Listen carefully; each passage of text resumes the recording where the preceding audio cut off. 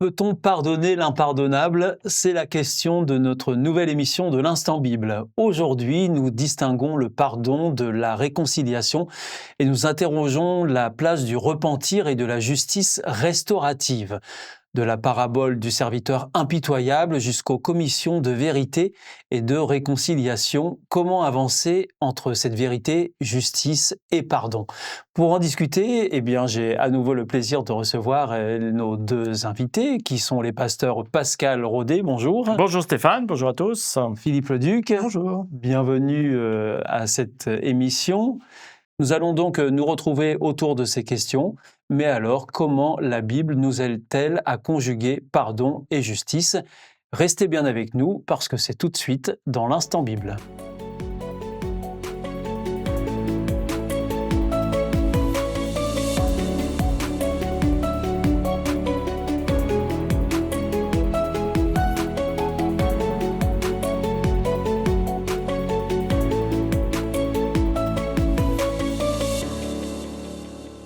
Alors, pasteur Philippe Leduc, est-ce que vous pouvez nous dire quelle différence y a-t-il entre pardon et réconciliation d'un autre côté? Alors, pour faire simple, pour être réconcilié, il faut qu'on soit deux, alors que le pardon, c'est une décision unilatérale, c'est un choix de cœur où la victime, celle qui a subi une agression, va décider de renoncer à toute vengeance peut dire, par exemple, je m'en remets à Dieu, la justice c'est lui, etc. Donc je vais exercer mon droit à pardonner. Hein. Pour qu'il y ait réconciliation, il faut que les deux soient d'accord de pouvoir mettre une croix sur ce qui s'est passé, repartir sur de bonnes bases, on dirait une page blanche. Hein. Alors on peut pardonner sans forcément qu'il y ait réconciliation, s'il y a un des deux qui veut pas, par exemple. Par contre, on ne peut pas considérer qu'il y a une vraie réconciliation s'il n'y a pas un véritable pardon. Donc ça nécessite que les deux parties puissent avoir une démarche personnelle, intérieure, authentique, pas jouer un rôle là-dessus, et puis ça va produire la réconciliation. On dit souvent que le pardon, c'est une force qui libère, parce que tant qu'on n'a pas pardonné à l'autre, même si on est nous la victime, eh ben ça va nous peser, on va avoir de la rancune pour la personne qui nous a agressés, alors qu'une fois que tout est réglé, on se sent mieux. Et celui qui a agressé, bien sûr, et c'est la victime aussi. Alors, Pascal Rodet, est-ce que dans la Bible, puisqu'on va rentrer tout de suite dans le cœur du sujet, et notamment dans le cœur de la Bible, est-ce que dans la Bible, on trouve des textes qui font justement la distinction entre pardon et réconciliation? Il y a plusieurs textes en effet qui parlent de pardon et de réconciliation. On va d'abord parler du pardon. C'est quelque chose qui est très sensible dans la Bible. C'est une notion auquel Dieu demande particulièrement une attention pour chacun d'entre nous. Notre relation avec l'autre implique forcément, lorsqu'il y a eu dégradation de relation, un pardon qui doit s'instaurer. C'est ce qu'on trouve assez souvent dans la bouche de Jésus, qui le rappelle, qui le redit. Il y a même une réponse à la question de Pierre qui est importante dans Matthieu au chapitre 18, qui parfois, on se dit, ouah, il y a Jésus qui va peut-être un peu loin. Chapitre 18, versets 21 et 22. Alors Pierre s'approche de Jésus et lui demande « Seigneur, quand mon frère me fait du mal, je devrais lui pardonner combien de fois? Jusqu'à 7 fois ?» Point d'interrogation. Jésus lui répond, et c'est là que ça se complique un peu quelque part, « Je ne te dis pas jusqu'à 7 fois, mais jusqu'à 70 fois 7 fois. » La réponse de Jésus peut paraître un peu énorme, mais il y a derrière une notion qui est importante dans la Bible quand on parle de pardon. C'est ce que Philippe présentait un peu, c'est libère-toi de ça, hein, parce que si tu ne fais pas quelque chose, ça va te prendre la tête, ça va te prendre ton corps, tu vas finir par être dans la haine. Et donc, à un moment donné, il faut garder ce dynamisme, d'être prêt à lâcher prise, à dire « Ouais, non, ça y est, il a recommencé encore, ou elle a recommencé encore à me faire du mal. » Je ne dis pas qu'il faut que ça passe comme de l'eau sur les plumes d'un canard, mais il y a une certaine démarche de la part, à la demande de Jésus, d'être assez actif dans ce domaine. Pour la réconciliation, C'est un peu la même chose dans Paul qui parle aux Corinthiens et qui parle lui de ministère de la réconciliation. L'importance de rentrer dans une relation avec quelqu'un qui t'a fait mal pour aller jusqu'à la réconciliation. Et alors donc, pasteur Philippe Leduc, quand on parle de pardon, est-ce que ça implique forcément que la personne qui a fait du mal se repente? Alors c'est l'idéal, forcément. Est-ce qu'on peut pardonner même si l'autre ne se repent pas? Alors on a un cas flagrant dans la Bible, quand Jésus est cloué sur la croix, il va s'adresser à son Père, il va lui dire: «Pardonne-leur», en mentionnant tous ceux qui ont fait du mal à Jésus, en disant: «Pardonne-leur, ils ne savent pas ce qu'ils font». Donc invitation à avoir une démarche positive vers quelqu'un qui ne manifeste même pas de regret. Donc dans ce cas-là, en effet, il y a moyen d'exercer un pardon, même à quelqu'un qui n'a pas demandé pardon. Comme on disait tout à l'heure, le pardon, c'est Pour soi-même. une libération. Donc je peux choisir de me libérer de ce poids, même si l'autre n'a pas exercé un repentir Mais particulier. est-ce que c'est pas plus compliqué de pardonner quand on sait que l'autre personne ne se repent pas du tout de ses actes? Moi, je dis, si admettons que vous m'ayez fait quelque chose, bah, j'arrive, pour moi, c'est réglé, et j'espère que tu arriveras aussi à passer là-dessus, mais sache que pour moi, je ne t'en veux pas. Ah, il y a quand même aussi à un moment donné, parfois, oui, ça peut être dur quand l'autre ne veut pas. Mais ça, Ça dépend aussi du degré de Alors forcément, ça dépend de ce qu'il nous a de ce fait. qui a été fait, quoi, On ne peut pas parler de la même chose lorsqu'on va parler de viol par exemple. que lorsqu'on va parler de quelqu'un qui t'a insulté juste comme ça en passant par colère. C'est pas du tout le même niveau. Quand on est parent et qu'on voit parfois C'est ça, dans il y a les faits il y a- il y a divers une- des enfants qui se font assassiner, Tout à fait, il y a une différence. quand on est parent, comment on peut pardonner à ce Et tueur? c'est pour ça que là, ça va dépendre énormément de la situation et de ce qui s'est passé. Mais encore une fois, c'est une démarche personnelle, comme le disait Philippe. Le pardon, c'est personnel. Et à un moment donné, il faut le lâcher. Ça ne veut pas dire qu'il y a réconciliation, ça veut dire qu'il y a pardon. Mais ça peut prendre du temps avec certaines choses, c'est ça. Mais c'est pas impossible. Avec le Christ, en plus, c'est une démarche à faire, qui peut être compliquée pour certaines choses. Oui, parce que parfois, ça peut être au-delà de nos forces de pardonner dans des situations extrêmes. Et vous dites avec le Christ. Qu'est-ce que vous voulez dire quand vous dites avec le Christ?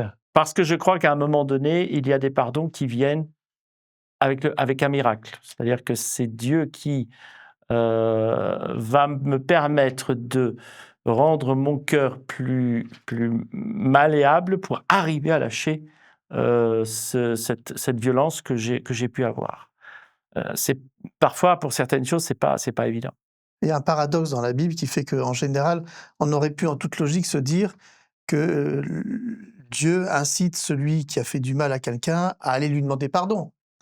Et or, dans Matthieu 18, c'est l'inverse, c'est-à-dire il va dire: «Si ton frère a fait quelque chose contre toi, alors va le voir et entame une démarche de réconciliation». Alors que je suis la victime, OK? Mais c'est plus facile, entre guillemets, pour la victime de faire la démarche plutôt que l'agresseur, parce que l'agresseur, lui, il va se dire: «Oh là là, je vais aller lui demander pardon, mais comment je vais être reçu? Je vais sûrement être mal reçu et ce ne serait que justice», hein. Donc c'est plus compliqué à la victime, à l'agresseur de demander pardon à la victime, qu'à la victime, quelque part, d'aller vers l'autre et de renouer le contact, alors qu'elle y est pour rien, hein. Donc Matthieu 18 me dit, voilà, si ton frère a fait quelque chose, Matthieu 18, verset 15, si ton frère te fait du mal, va le voir, et fais-lui des reproches quand tu es seul avec lui. S'il t'écoute, tu as gagné ton frère. C'est-à-dire, si toi, tu renoues la relation, alors que c'est même pas toi qui l'as brisée, ça va être un élément déclencheur pour l'agresseur en se disant: «Waouh!» Et ça, c'est un peu surnaturel. C'est que Dieu qui peut C'est ça, inspirer un tel c'est ça. réflexe. Parce que la logique du mal serait l'inverse. Bah, tu m'as fait du mal, maintenant moi je t'attends, et tant que tu viens pas me demander pardon, n'attends rien de moi, hein. Mais non, Dieu renverse les choses en disant, voilà, la réconciliation, c'est important, c'est un ministère, c'est un service, c'est quelque chose de fondamental. Donc, même si tu as subi quelque chose là, essaye de faire une démarche et tu verras, ça sera salutaire et pour toi, et puis ça va quand même toucher ton agresseur parce qu'il dit: «Ouh là là, elle a dû rencontrer Christ, ou il doit se passer quelque chose dans son cœur pour qu'elle arrive à faire une telle démarche. C'est pas naturel de faire un truc comme ça, c'est divin. Distinction entre pardon et réconciliation, c'est le thème de l'Instant Bible aujourd'hui. Nous sommes en compagnie des pasteurs Philippe Leduc et Pascal Rodet pour aborder ces questions sur le pardon dans un contexte où il est très difficile de pardonner. On continue cette discussion juste après ce jingle. On se retrouve tout de suite dans l'Instant Bible. Alors Pascal Rodet, pour bien clarifier les choses, j'aimerais revenir sur une notion. Est-ce qu'on peut demander à une victime de pardonner? Et quand on dit ça, ça implique évidemment des niveaux de gravité différents, ça implique tout un tas de choses, traumatisme, pas de traumatisme. Enfin, est-ce qu'on peut demander dans toutes circonstances à une victime de pardonner?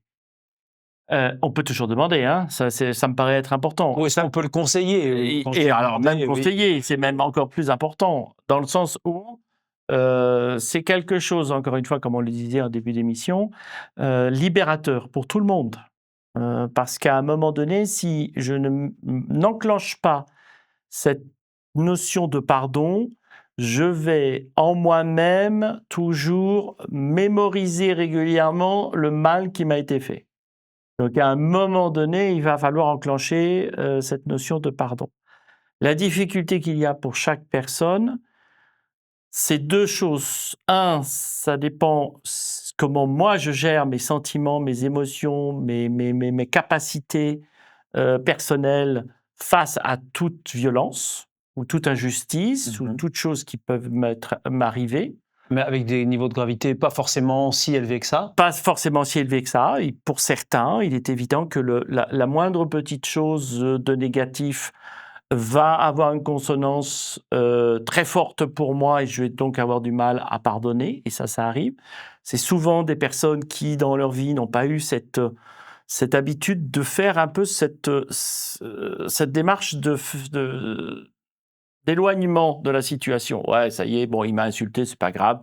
C'était sous le coup de la colère. Hop, ceux qui sont habitués à faire ce travail-là, le pardon est vite fait.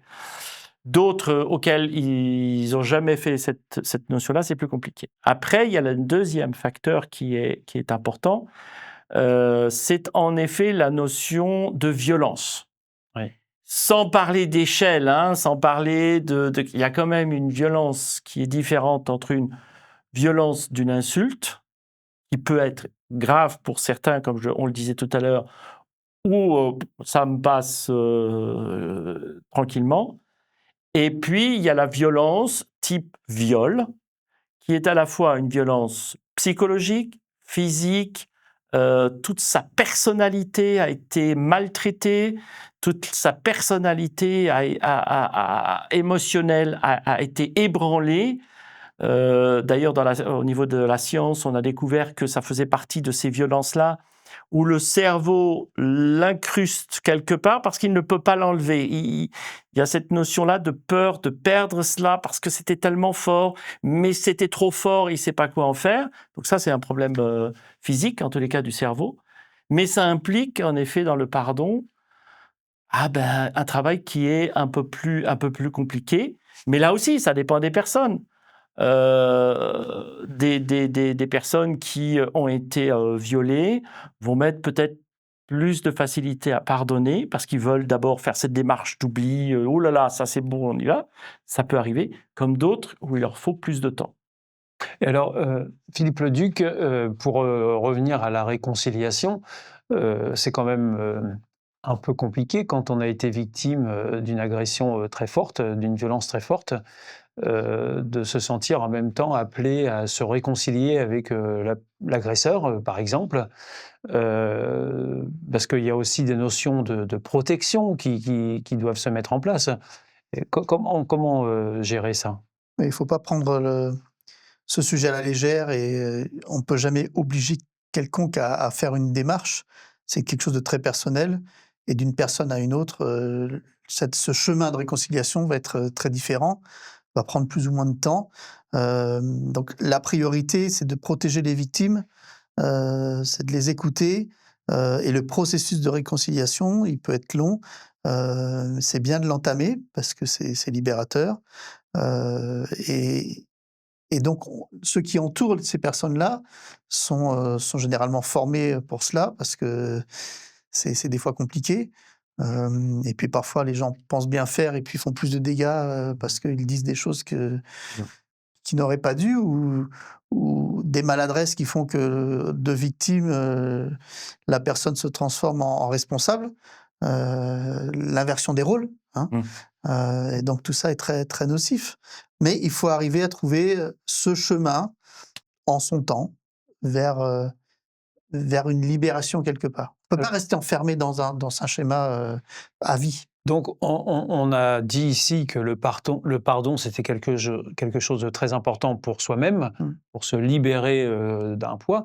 Mais est-ce que la réconciliation est forcément nécessaire? C'est un objectif. Après, il y en a qui n'arrivent jamais à être réconciliés, qui portent ça en eux. Comme j'ai dit tout à l'heure, pour que la réconciliation marche, il faut que les deux parties se mettent d'accord. Parfois, il y en a qu'une partie qui accepte, et là, on n'a pas le choix. On doit vivre avec, malheureusement. Et alors, nous arrivons à la fin de notre émission. Quels sont les fruits du pardon quand on accepte de pardonner comme ça? À quoi on peut s'attendre dans sa vie? Une paix intérieure et un soulagement, parce que c'est quelque chose qui pèse. Et nos pensées sont omnubilées par ça. On ne pense plus qu'à ça. Enfin, c'est très handicapant.